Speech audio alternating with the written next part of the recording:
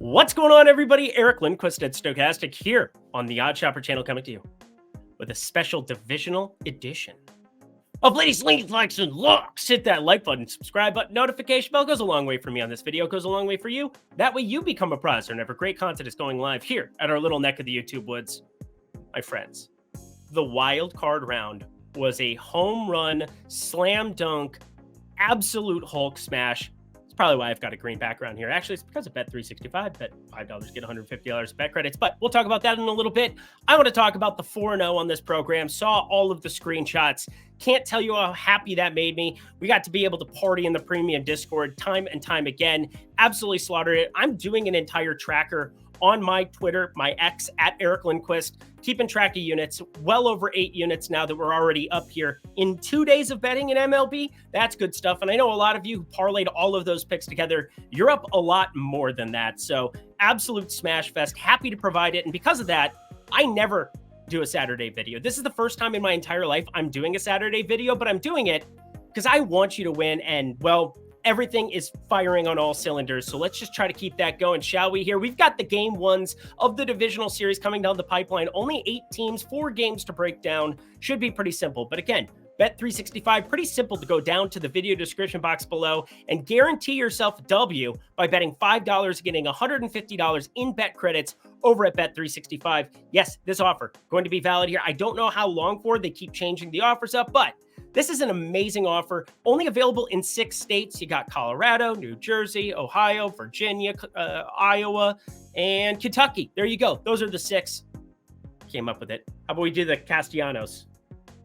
That was funny. It's only if you're 21 and over, 18 and over in Kentucky, and if you have a gambling problem, please call 1-800-GAMBLER. But you're here for the picks you shall get. Producer Jacob, let's get to it. Our day begins with the AL number 1 seed Baltimore Orioles, everybody's darling, going up against the Texas Rangers. And it's pretty wild to look over at Fangraphs and see that the Texas Rangers are actually ranked higher than the Baltimore Orioles. I think this is a little bit of disrespect here coming in on the Baltimore Orioles side of things, and I think we should probably do something about that. Now, the only piece of pending news here is we don't have official word that it's Dunning that's going to be pitching here, but he is the likely starter. That's the exact wording from them, not me. Bruce Bochy, shout out, old San Francisco Giants. Is he just enjoying this or what? He's got to be absolutely loving this postseason. But anyway, you've got the Texas Rangers here, probably throwing out Dane Dunning out there up against Kyle Bradish. And we've had our concerns all season long on backing Baltimore from a starting pitching perspective because, well, just don't have that many good emerging starting pitchers. They've got some really good young starting pitchers, but Kyle Bradish has never been the guy that we've had that problem with. In fact, the exact opposite. 2.83 ERA, 1.04 whip, getting better and better and better as the entire season's gone on. Good to see him pitch pretty recently. They ended up giving him a 2-inning stint just to keep him somewhat fresh, or not fresh, keep him working to a certain extent. Didn't do the entire simulated games thing like the Braves did. If you don't know what I'm talking about, Google it. Pretty wild to watch them play full simulated games during an off week, so they didn't have 6 days off. Facing Philadelphia yet again, a little deja vu coming up in that one, but probably the least appealing game if we're being dead honest. But as I look on the Baltimore side, they've got the fun narratives. They've got a lot going for them here. But outside of Kyle Bradish here in game 1, I'm not going to be backing them on the series price here, mainly because I think the Texas Rangers lineup top to bottom better. Especially if they're getting production out of Evan Carter, especially if they're getting production from Josh H. Smith. Some of these other pieces that have just come along for the ride here in recent weeks and just played themselves into lineup spots at the bottom of the order. And it's a really good thing to see next to Lindy Taveras, who ends up stealing a bag for us, winning that prop over on X. Again, I'm going to put my props in my plays. I'm going to have so much available for you Saturday and Sunday here for game 1 and game 2, even on top of NFL. It's going to be a wild, wild weekend. You're going to want to stay tuned and follow me over at Eric Lindquist. But if it is Dane Dunning who goes for the Texas Rangers, I've got my concerns that they can really hang in this one, mainly because, well, any righty here in this Baltimore park, we've talked about it repeatedly, they have a much more difficult time. But Kyle Bradish, he has the experience of pitching in the park. He's aware. The lefty, Corey Seager, maybe give a couple of these and just go along with it because the rest of this lineup, he should be able to handle. But I don't think Dane Dunning's very good with a 260 expected batting average, 325 xWOBA, and just a 19.4% K rate. There are some definite lefties. We like the Ryan O'Hearn combination at the top with Gunnar Henderson and obviously, Santander, everybody across the line. Adley Rutschman, of course. There are so many guys who from the left side can create havoc in this ballpark. They've done it time and time again from a power perspective. So minus 142 with the much better starting pitcher here. And they set up nicely against some of these righties. In Texas, they had to utilize Jordan Montgomery. He pitched fantastic. Maybe he can be available come Sunday so that he can pitch in Baltimore, because that would be a huge advantage for them, I believe. Again, I am staying away from this series price, even though I would be leaning on the Baltimore side. I think the prices indicate that I'd be looking at Texas. But for game one, no doubt about it, Baltimore money line. They get our card started here for us. Kyle Bradish. No, actually, I'm Bradish. Sounded like English. It was the Austin Powers, but you know what? Never mind. Next game. My Minnesota Twins are playing in the divisional series. My Minnesota Twins won 2 playoff games. Royce Lewis might be my lover. I love him so much. He is my favorite human being to maybe have ever worn a Minnesota Twins uniform. 1 more playoff games for me than Joe Mauer. 1 more playoff games for me than Johan Santana, than any Twins great over the course of the last 2 decades. 21 years since we had won a playoff series, 19 since we had won a playoff game, longest stint in North American sports. Insane stuff. But you know what? They're there. That's about all the nice things I can say, because Bailey Ober is going to be starting instead of Joe Ryan, and this is a stone cold disaster. We're going up against Justin Verlander and the Houston Astros, and they are really, really, really, really good. In fact, out of the 4 games, I have to just say it from the get-go. I wasn't going to, but I'm going to.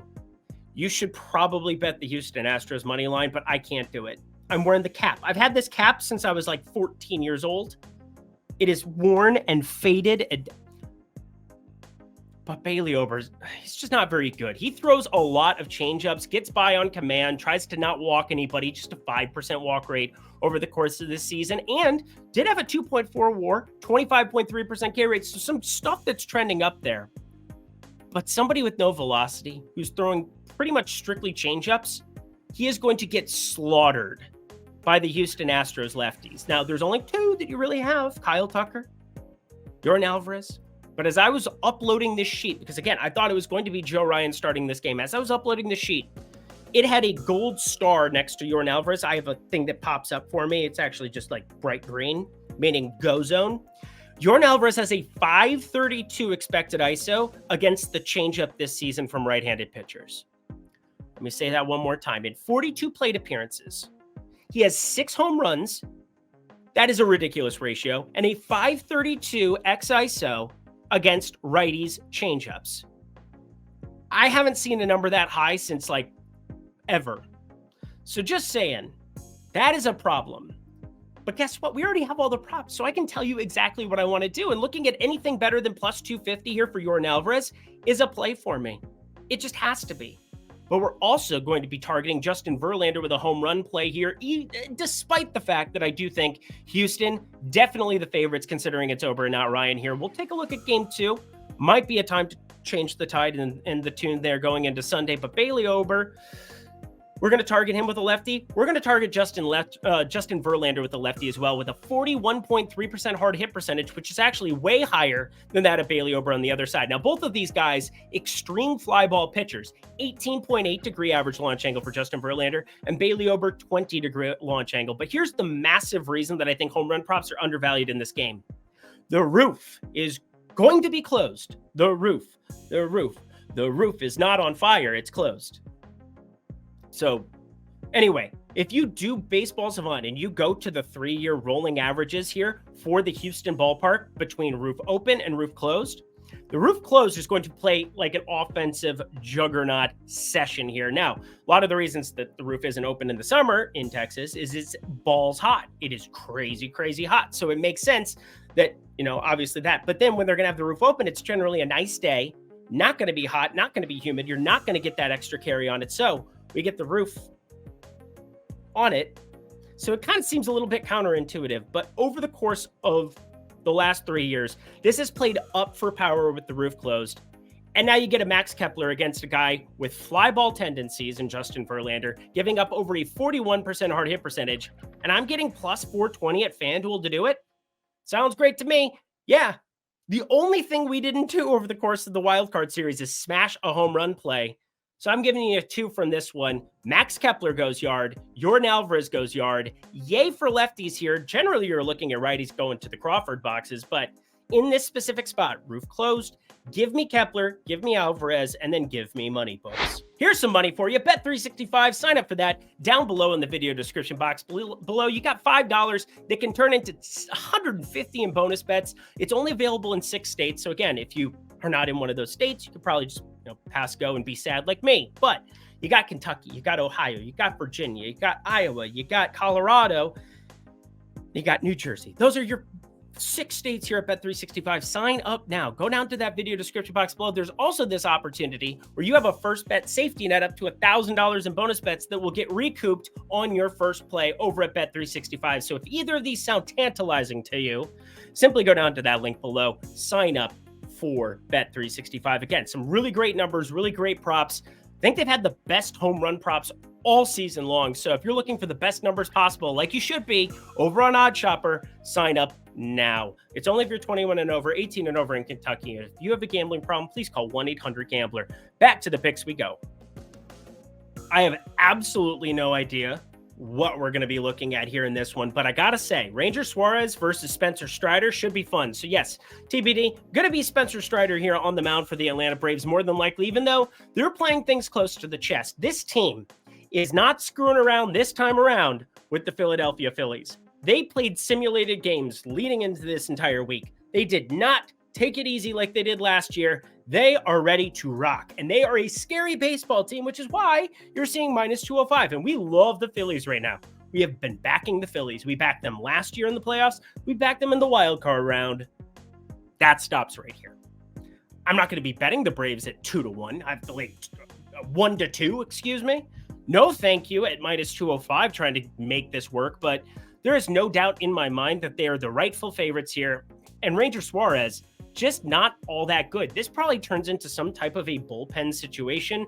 Ranger Suarez probably not going to be long for this one, mainly because Atlanta, #1 in baseball in terms of WRC plus against lefties and righties alike. And Ranger Suarez gives up enough hard contact where this could get really, really worrisome. Now, he's limited the hard hit this season, 36.1%, but a 261 expected batting average with a 400 expected slugging.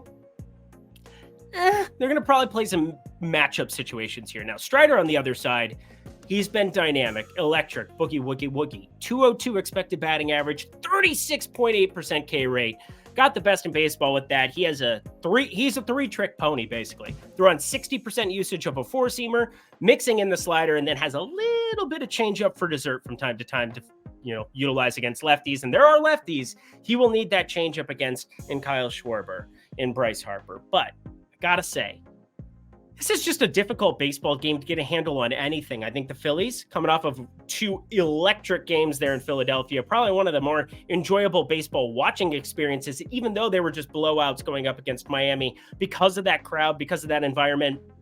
Atlanta's going to be bringing that environment here too, but Spencer Strider has had some issues here with some hard contact that's started to leak into his game out of the middle of nowhere, even though for the season, still at 35.6%, still well above average, also in preventing hard contact, but feels just like a stay away spot. I think we could look at even money on the run line. If you really think Atlanta is going to go out and bash their brains in, sounds great. But they haven't played baseball for 6 days. I'm more inclined to just sit back, watch, see if there's anything we can learn from game 1 that we can maybe use to fire up game 2 on Sunday and maybe have a lean there. But again, this is such a lean for me. I'm really not going to be playing anything here. Atlanta minus 1.5. Sorry, nothing for you. To the main event of the evening. There's a lot of main events. This is like all playoff baseball. And my Minnesota Twins, that's my main event. But I'm excited to see this Arizona Diamondbacks team take on the Dodgers. And yeah, the Dodgers, definitely don't think you can bet them at these series prices, and definitely don't think you can back them as nearly 200, minus 200 type numbers across the industry. up against these Diamondbacks because they do some really, really solid things. Let's break it down. It's my guy, Merrill Kelly, who got saved from having to pitch there in Milwaukee. Great stuff. Now being able to be utilized in game one here, that is a huge, huge deal for the Diamondbacks, mainly because Brandon Pfaadt wasn't long for that game one, but we loved what they did. Ended up sneaking that game against Corbin Burns, who went yard. The back-to-back Carroll Marte home runs were electric in the premium Discord. A lot of fun stuff overall. And then, of course, they backed their horse. Zach Gallen looked decent enough. Yeah, it was a little spotty there in the first, but he definitely righted the ship. Now you get Merrill Kelly. I think this is going to be a fun one for him. Has that 41.8% hard hit percentage, which against some of these lefties from the Dodgers side, going to be worrisome. No doubt about it. But a 387 expected slugging and a 25.9% K rate, that's the highest of his career. It's kind of a sneaky spot to maybe take a shot here on the Arizona money line. But rather than that, I think we should be shorting Clayton Kershaw, which isn't something that I've said probably at all this season. Now, Clayton Kershaw has had some very obvious, noticeable issues come postseason time. But this really has nothing to do with me thinking that he's going to not succeed in this spot, but more so that he's not going to get the strikeouts that people might be projecting. And it seems like the books were very quick and astute to this. 4.5 is the number. I was able to get this at minus 115 2 days ago. It is now shifted. Yeah, it was like Thursday morning, so a day and a half ago it was. But Clayton Kershaw, it's now sitting minus 125, minus 130 best available across the industry. I think it's a slam dunk still. These Arizona Diamondbacks, we talked about it against Freddie Peralta, shorted his 5.5 strikeouts, had to really sweat that one out, but got the W on it. Shorted Corbin Burns, felt really good about it. These Diamondbacks do not strike out a lot. Now they're heading to a Dodger Stadium that's been playing up, up, up for power.